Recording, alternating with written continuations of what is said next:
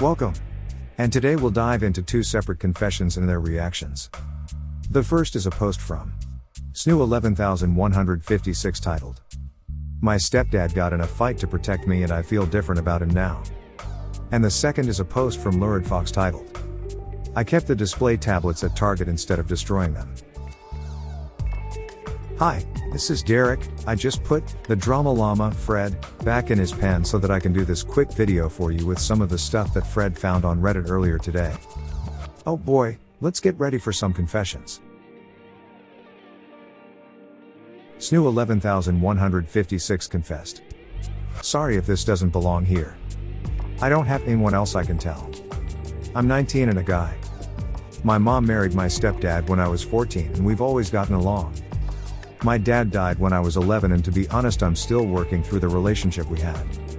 I've always had this fantasy that he was an amazing dad, but if I'm honest he was abusive. He made me fight a 13-year-old when I was 10. When I said I was scared he told me I was being a kitty cat.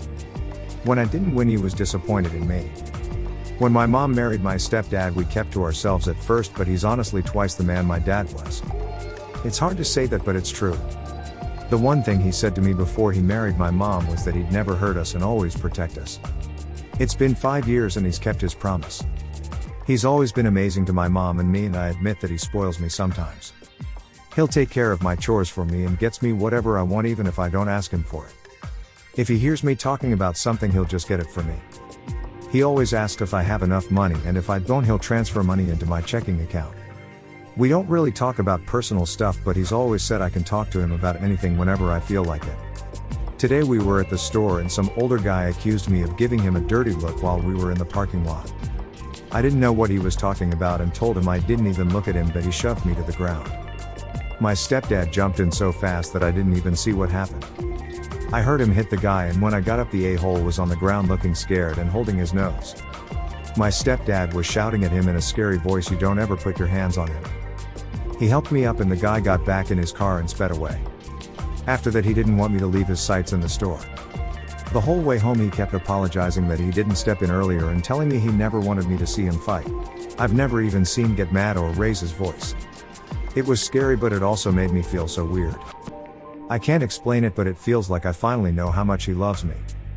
We never say it to each other, but I always knew how he feels. When we got home I told him I love him for the first time and he gave me the hardest hug I've ever had and I almost started crying. Too lazy didn't read. My stepdad fought someone to protect me and it opened my eyes about our relationship. Edit, I'm overwhelmed by all the nice comments. I wish I had time to answer them all before I go to work, but I'll be late if I do. Thank you to everyone for the comments and awards. What are your thoughts on SNU 11156's confession? Please share in the comments below. Now let's go on to hear how some Reddit members reacted to this confession. Shy's Jude reacted with, "Stepdad here. We love you as if you're our own, because you are. And no one F with our family. Kudos to your stepdad." Bam Shazam reacted with, "Can y'all adopt me? I never met my dad and my first dad raised me from 9 months to 8. I called him dad and he was father to my 2 brothers, but after they divorced, I stopped seeing him. She remarried when I was 9 and I loved my stepdad. They divorced when I was 19 and I even moved back in with him when I was 21 for a while. Also father to another brother. But then he just drifted and doesn't talk to me anymore. It's hard watching my brothers continue relationships with their dads who acted as mine, but then it feels like I just got tossed aside. Main reason I commented though is because my stepdad did refer to me as stepdaughter. I remember when I was 10 answering the door for an acquaintance of his and he referred to me as the daughter and my stepdad corrected it and called me stepdaughter. I'm almost 31 and it still hurts. So I guess I'm just glad there are stepparents out there that don't call out the difference, because there is one. And it hurts more than I think some people realize." It's Delicus reacted with, "The old saying of blood is thicker than water was originally the blood of the covenant is thicker than the water of the womb. Over time the saying was inverted, but whenever I hear it, I remember the original, and for me it always reminds me that your real family are the one you chose to be close to, blood or not. Your family is your circle, and it seems as if your stepfather loves you to the core, and you're defo in his circle. Heck off kid followed up with. Sorry to break it to you, but the blood of the covenant saying wasn't coined until the 90s. As in 1994 to be exact.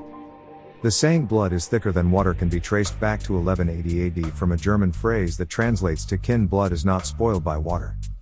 By 1670, the more modern version, blood is thicker than water, that we all know now was already noted as being in common usage. Ooh. Was that a burn? Sexy Cornwich reacted with, "Don't leave this here on a confessions forum, tell your stepdad how much he means to you. It is okay for men to say that they love their dads. When the dad entered your life and by what circumstances are irrelevant. Got G dad rules here. Sometimes the guy that donated the actual sperm is a jerk and the guy that adopted you loves you just as much as any biological son. Men don't get encouraged to say they care enough. It doesn't have to be sappy, you can just say how glad you are that he's your stepdad, and a few truthful reasons why. It would probably make him feel really validated." Edit, while this gained traction. I feel like I should note that I'm adopted, and my dad also contributed 0 sperm to the situation. I filled his car with bags of popcorn, his fave, for Father's Day and told him I appreciate it. It made him super happy. Well, I told you this was going to be a 2-for-1 and this first one was really interesting, so let's go on to our next confession. Lurid Fox confessed. I kept the display tablets at Target instead of destroying them. I was in charge of fixtures and displays.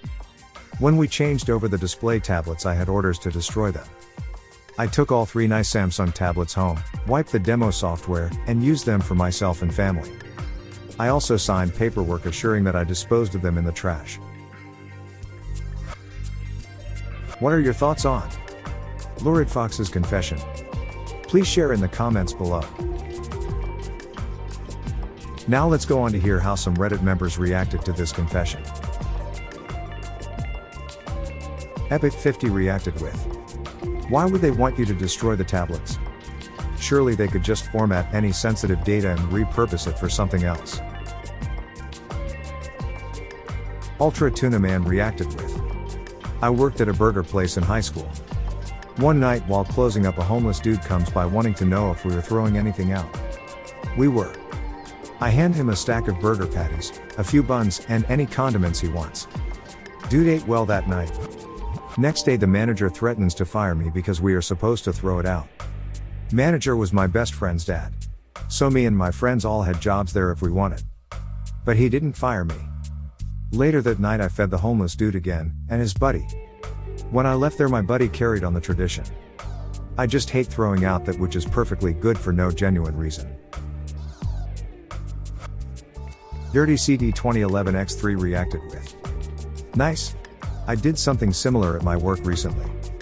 We're in charge of lost and found. After 90 days we dispose of the stuff. Most times it's a water bottle or phone chargers. One day it was an iPad. Someone left it during a conference and probably flew back to their city. We host tons of international folks. I get to work and am told we need y'all to get rid of this iPad. Needless to say I wiped it and I now have an iPad."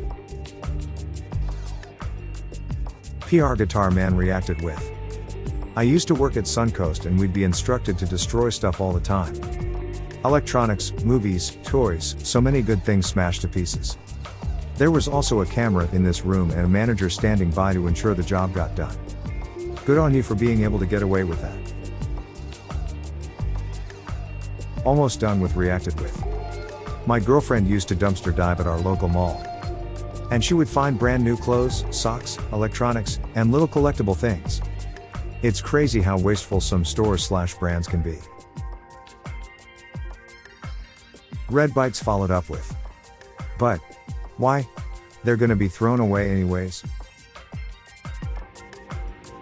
Tiny Rocks followed up with, "Both liability and returns.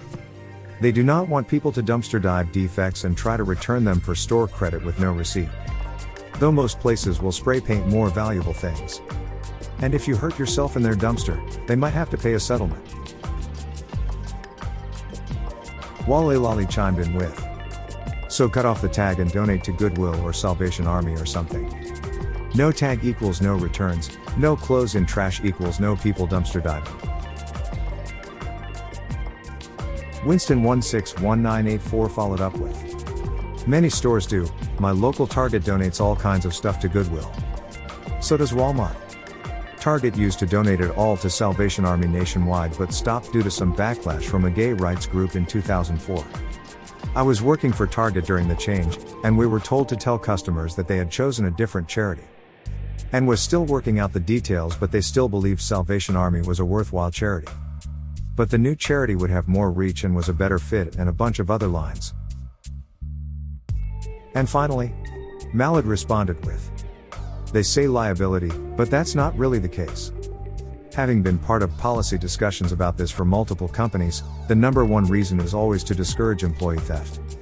If you can take whatever defects or unsold merch home, you're more likely to hide it so it doesn't sell, or mark it as defective, and slowly drain perfectly good product from the store.